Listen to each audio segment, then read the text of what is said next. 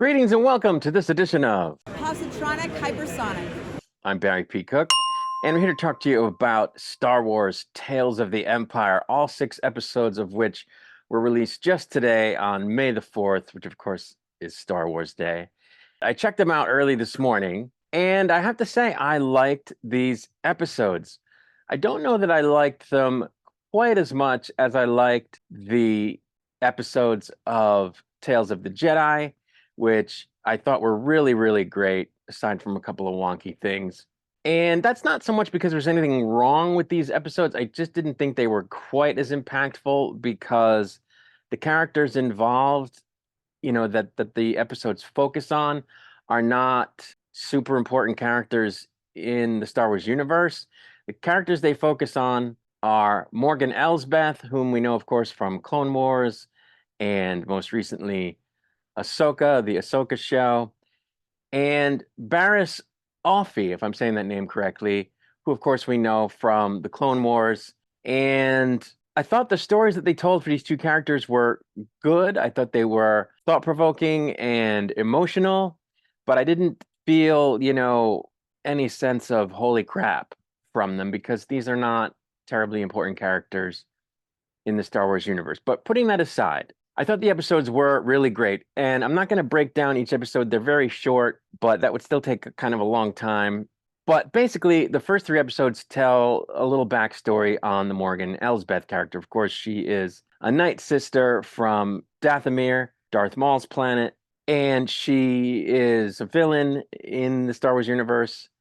She most recently was killed by Ahsoka in the Ahsoka show, but not before she helped Admiral Thrawn return from, I guess, exile, where he was after the end of Star Wars Rebels. And this kind of tells you the story of, first of all, her first sort of encounter with the Empire, which was when her people were wiped out, except for her, by General Grievous and his forces, and how she was rescued by the Mountain Clan on that world, but then, still managed to find herself dealing with the Empire despite the Mountain Clan's efforts to help her sort of hide out with them where they thought the Empire would never bother them. And so I thought that was interesting. It fills in her backstory and you see sort of why she became bitter and angry, which makes me question why she would get in bed with the Empire. But I guess the way they sort of explain it in the second episode featuring her is that she sought power because she felt powerless before. And so she comes up with some new technology for Imperial fighters and presents it to them. And at first, she's rebuffed by one of the Grand Moffs or one of the Moffs, only to have Admiral Thrawn himself show up and creep me out in the process, as he always does, and bring her aboard to facilitate the incorporation of her technology into the fighters because it will help them be better fighters. And then the third episode featuring her is from around the time that the New Republic first came to exist. And she's a magistrate on the planet where Ahsoka finds her on the Ahsoka show. And she is sort of a despot, ruling over the people there and forcing them to work around the clock to make this technology or who knows what else. And when the New Republic comes knocking to get her to try to step down because the Empire has been dissolved, she declines to do so and kills the envoys from the New Republic and just continues to, rule with an iron fist over the people there, which is what she was doing when Ahsoka comes to find her on the Ahsoka show in her search for Admiral Thrawn.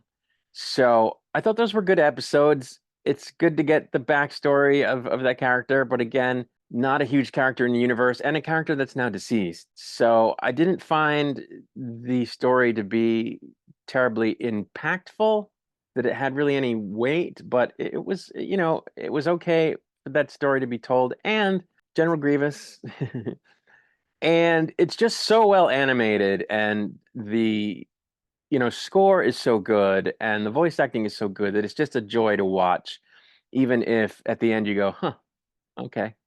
And like I said, there were no problems with it. So it was a good watch. I liked the next three episodes better. Those episodes were about Barriss Offee, if I'm saying the name right. And of course, she is the Jedi turncoat, as it were, who framed Ahsoka for murder towards the end of the Clone Wars series, and who then only herself got found out for being the actual perpetrator right as that series was ending. And it picks up where that kind of event left off. She's in an Imperial prison and she gets let out because the Empire recognizes that she's powerful and apparently sympathetic to their cause, and they recruit her into the ranks of the Inquisitors, which of course are ranks overseen by Darth Vader, who shows up. Doesn't speak, which was annoying because I wanted to hear that computer generated Darth Vader, James Earl Jones voice one more time, but he doesn't speak, which is cool, I guess, because he's very imposing without speaking and kind of gives you the creeps. So I guess, I guess that's okay.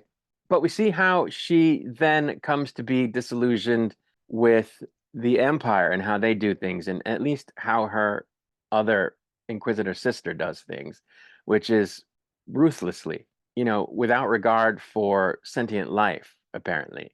And so she once again changes her disposition. And in the third episode with her, after the first episode where you see how she was recruited, and the second episode where you see what, missions she went on and how she came to be disturbed by how the Empire does things once she was seeing it close up, she has aged. It's been a number of years, and she's renounced her Imperial past and has become a sort of helper person to these people on a particular world. When her former Inquisitor sister, who we thought was dead because Barriss kicked her off a mountain at the end of the previous episode, comes to the planet to basically kidnap a Force-sensitive child so that the Empire can use them, Barriss is there trying to help the family get away so that that doesn't happen. And I guess this is something she does years later, because she's older. And so there's a confrontation which ends up with the Inquisitor sister killing Barriss and regretting it, like right in that immediate moment. And so, Barriss goes out as more of a hero, having helped that family escape a fate that she actually didn't escape herself. She was taken away by the Jedi and trained as a Jedi. So I liked her story better because, I thought that it showcased the human condition a little better, because sometimes good guys get disillusioned even with their side, and they think, okay, maybe this other, faction is doing things better. And it's a similar story to Anakin's. And unlike Darth Vader, who didn't realize he'd done the wrong thing until he almost killed his own kid, she comes to realize it and is able to redeem herself and still have years of her life left. And so I thought that was much more thought-provoking and impactful as a story than the story of Morgan Elsbeth, which really, she was dead already and we knew that. And so, and plus it was just not a redemption arc. So again, just you kind of feel bad for her, but like me, I want to see those people who have a bad experience and then sort of go evil. I want to see them go back to being good, flippity floppity their situation and realize that evil is not the way. But that didn't happen. She died evil. But with Barriss, she went from hero to not hero back to hero, and I thought that was cool and, more impactful than the other story. So I liked it quite a bit. But throughout, I want to say again, the animation is incredible, the score is incredible, the acting is quite good. And so I liked this a lot, almost as much as I liked Tales of the Jedi. So I would like to see more of these Tales of the episodes. I don't know if they're going to do more Tales of the Jedi or more Tales of the Empire, but I would welcome it. I think it's good stuff. And, I think it's good because a lot of people are down on quote unquote Disney Star Wars. And Disney Star Wars has been hit or miss in the live action arena. But not everything they've done live action has been horrible. Some of it's been good. Some of it's been better than good. And the animation they've done, Clone Wars, Rebels, Tales of the Jedi, Tales of the Empire, have all been great. I didn't watch The Bad Batch, so I don't know how that is. I can't speak to it, but I think the more good Star Wars Disney can put out, the better it is for Disney and in turn the future of Star Wars. So I'm happy that this show was good, just like Tales of the Jedi, and I'm happy to see more of these Tales of the episodes if they do them in the future. But that's really it. I'm gonna get out of here. I'll be back with another video soon. Until I return, may the force be with you.